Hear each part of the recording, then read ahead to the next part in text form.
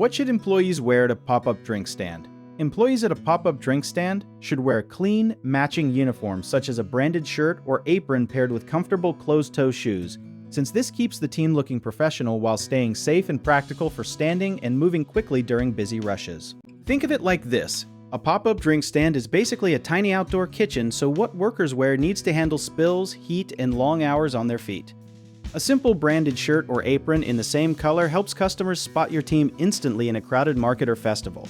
And it also builds trust because people feel like they are buying from an organized business rather than a random table. Something a lot of people do not think about is that dark-colored aprons hide stains way better than light ones. So if you are handling syrups, coffee, or juice, darker fabric will save you from looking messy by noon. Closed-toe shoes with good grip matter more than people realize, because wet floors near ice and drink stations are one of the biggest slip hazards in this kind of setup.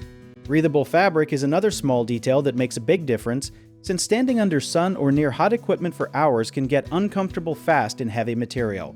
Hair should be tied back or covered too, both for cleanliness and to meet basic food safety expectations in most areas. One common mistake is wearing jewelry like bracelets or long necklaces, which can easily fall into drinks or get caught on equipment, so the simple fix is keeping accessories minimal or completely off during shifts. Another issue is employees wearing sandals or flip-flops because it feels more casual and comfortable, but that is risky around spilled liquids and heavy containers, so sturdy sneakers are always the safer choice.